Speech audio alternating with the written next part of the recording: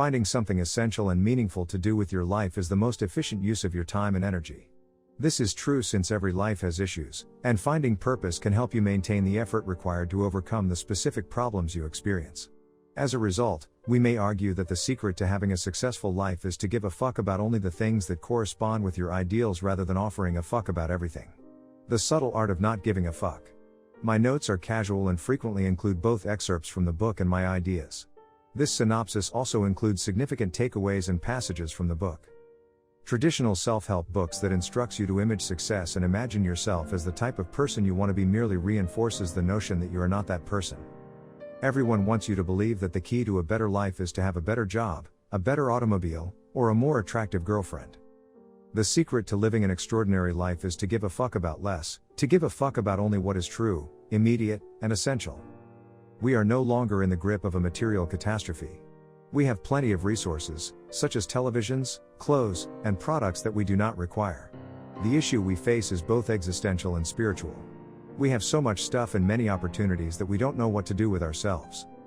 Because there are an unlimited number of things we can now see or know, there are an infinite number of ways we may learn that we don't measure up, that we need to be better, that things could be better. The yearning for a more positive experience is a negative experience in and of itself. And, ironically, accepting one's terrible incident is a beautiful experience in and of itself. Pursuing something emphasizes the fact that you lack it in the first place. Accepting your life experience as unique and wonderful is the most critical thing you can do for your happiness. You will never be happy if you continue to seek what happiness entails. If you are looking for the meaning of life, you will never live.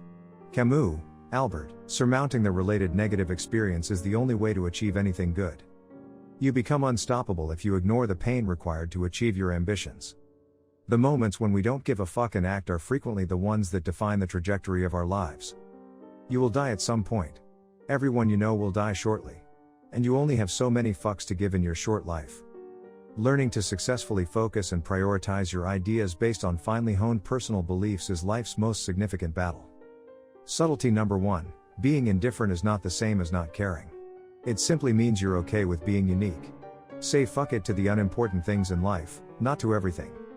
Subtlety number 2, to not give a crap about difficulties, you must first care about something more essential. Subtlety number 3, whether you realize it or not, you constantly decide what you care about. The goal is to gradually trim your priorities so that you only give a fuck on the most crucial occasions. When a person has no issues, the mind will naturally create some. What most people consider life difficulties, especially educated, pampered middle-class white people, are merely side effects of not having anything more essential to worry about. Finding something significant and meaningful to do with your life is the most fruitful use of your time and energy. It's okay for things to go wrong from time to time. Practical enlightenment is the acceptance of the fact that some pain is always unavoidable. Suffering has no meaning when it is done for no reason. Don't expect a life free of difficulties. Hope for a happy life filled with excellent problems. Problems never go away. They are replaced or updated. Solving issues, not avoiding them, leads to happiness. True happiness can only be found when you find issues you enjoy having and fixing. Joy is desiring your difficulties and wanting to solve them. Emotions are merely biological cues that point you in the direction of positive change. Negative feelings indicate that something is not being handled. They are a rallying cry. Positive emotions are the reward for doing the right thing. We should challenge our feelings because they are only sometimes correct. Don't think about what you want out of life. It's natural to desire prosperity, celebrity, happiness, and fantastic sex. Everyone likes those items. What type of suffering do I want? Is a much more fascinating question to ask oneself. What you are willing to fight for has a stronger influence on how our lives unfold. You can't simply fall in love with the outcome. Everyone is pleased with the outcome. You must enjoy the process. The path to the top is a never-ending upward spiral of new issues and processes that you must fall in love with. You are always permitted to continue climbing because the whole objective is to enjoy the experience. The results will only come if you continue enjoying the climb. Self-esteem is overvalued in and of itself. Feeling good about oneself is useless unless you have a valid cause to do so. The struggle, not the participation award, boosts self-esteem. Your difficulties are not unique in terms of degree or agony. You are not alone in your anguish. The more we are exposed to alternative perspectives, the more we appear disturbed that they exist. This was a natural tendency to me because, before the internet and our hyper-connected modern society, people were less likely to encounter beliefs that differed from their own. Alternative concepts are significantly more likely to enter your mind these days. Most of us are average at most things. Even if you excel at one thing, chances are you're average or below average at the rest. Today, we are bombarded with information from the apex of the bell curve of human experience.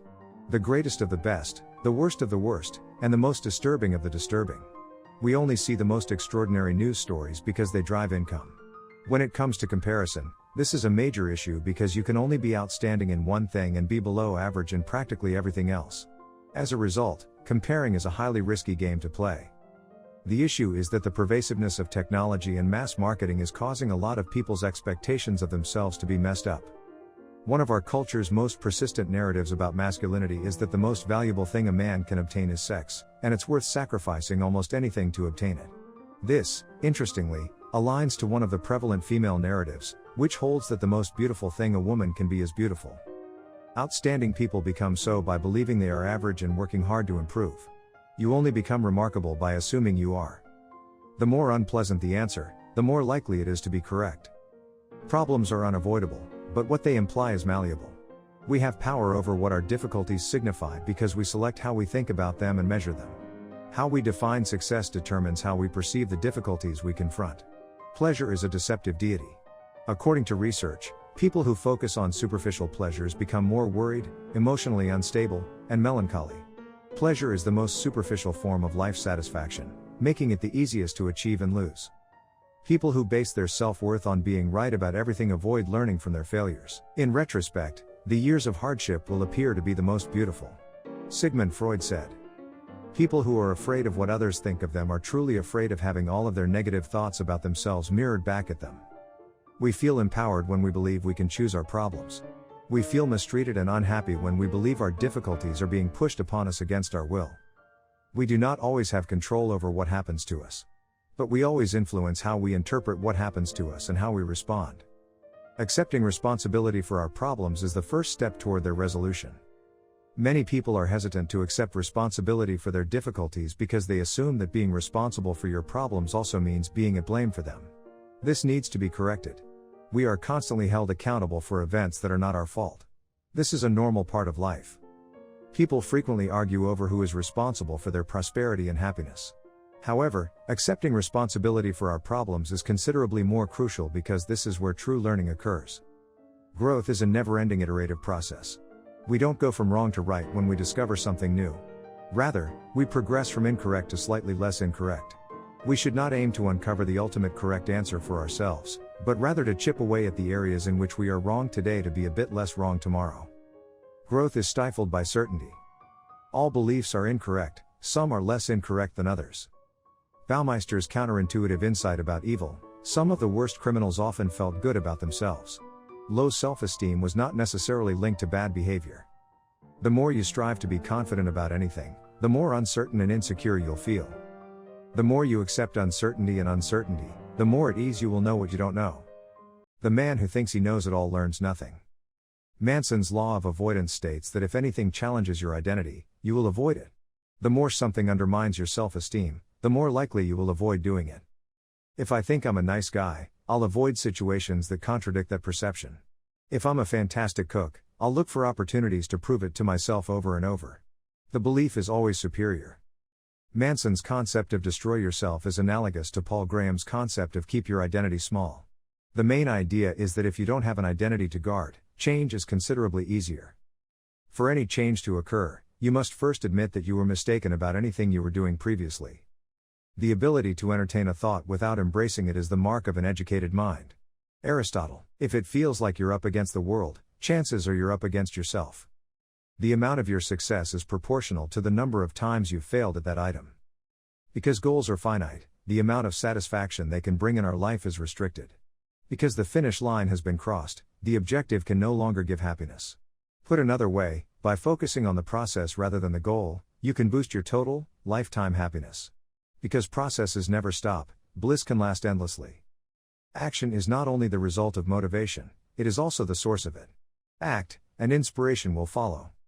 How do you write so many books? If you write 200 terrible words per day, motivation will often flow out of you. Manson's do something principle sounds like the 2-minute rules philosophy. Do something now, even modest, and watch as positive actions cascade. To properly enjoy anything, you must limit your attention to it. A degree of joy and significance in life can only be attained after decades of investing in a single relationship, a single craft, or a single vocation. And you can only make those decades of investment once you reject the alternatives. When two people try to solve each other's problems to feel better about themselves, they are in an unhealthy relationship. Trust is the most vital component of any relationship because a relationship is meaningless without it. Investing heavily in one person, location, job, or hobby may limit the breadth of experience we desire, but chasing the range of expertise loses us the ability to reap the benefits of the depth of knowledge. Commitment, in its own right, provides a plethora of opportunities and experiences that would not otherwise be available to you, regardless of how many surface-level experiences you pursued. We are liberated by rejecting alternatives. Strangely, committing to one thing provides greater freedom than anything else because it frees you from second-guessing what else is available. If there is no purpose to do anything, if life has no meaning, then there is no reason to do nothing. What have you got to lose?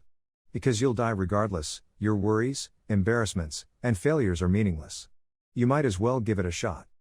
Our intrinsic yearning to never actually die shapes all of the significance in our lives. Our physical bodies will expire, but we want to live on through religion, politics, athletics, art, and technological advancement. The only way to be at peace with death is to comprehend and perceive oneself as part of something larger than yourself, contributing to something much more significant. Adopting your principles and living by them, rather than any consequence or success, makes you great. All of us are going to die. What a show! That should be enough to make us love one another, but it isn't. Bukowski, Charles. If you enjoyed this video, like and subscribe. You can find the book we talked about in the description.